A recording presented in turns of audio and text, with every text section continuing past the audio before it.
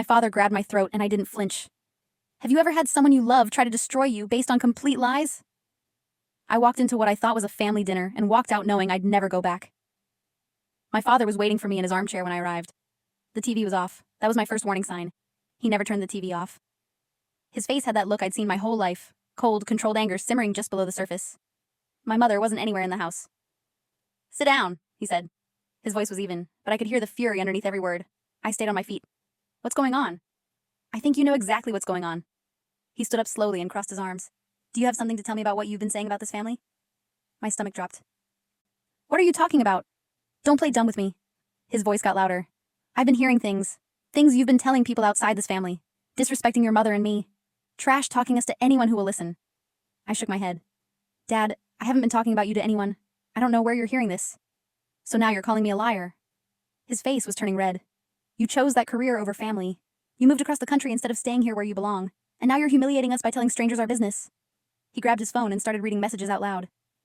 "Your brother says you told your coworkers that your mother and I are controlling and manipulative. Your sister says she heard from your friend that you've been complaining about how backwards our family is.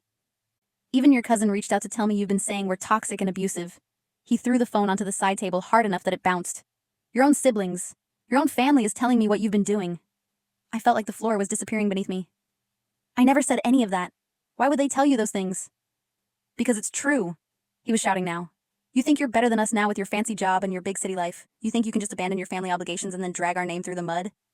I didn't abandon anyone. I took a job opportunity, and I've never said anything like that about you or Mom." My hands were shaking. I shoved them in my pockets so he wouldn't see. His jaw clenched. "You're lying to my face right now. After everything we've done for you. We raised you. Paid for your education, and this is how you repay us? By disrespecting everything we stand for?" He moved closer. Each word got louder. "You were supposed to stay here, work in the family business, take care of us when we got older. But no, you had to be selfish, had to chase your dreams instead of honoring your family. Dad, please, I haven't said anything bad about you. Someone is lying to you. Your own brother and sister wouldn't lie to me." He was screaming now, his face inches from mine. "They love this family. They respect this family. You're the one who turned your back on us." I tried to step back. He followed. "Just admit what you did. Admit you've been talking behind our backs. Admit you think you're too good for us now." "I can't admit to something I didn't do." My voice stayed steady, even though my heart was pounding so hard I thought it might break through my ribs. He grabbed his phone again and pulled up more messages. "Here, your sister sent me screenshots. You supposedly told someone at work that I'm an overbearing father who never let you make your own choices, that your mother guilt trips you constantly, that we made your childhood miserable." Tears started forming, not because what he was saying was true, but because my own siblings were doing this to me. They were feeding him lies and watching him explode. "I never said any of that. I don't understand why they're doing this." "Stop lying."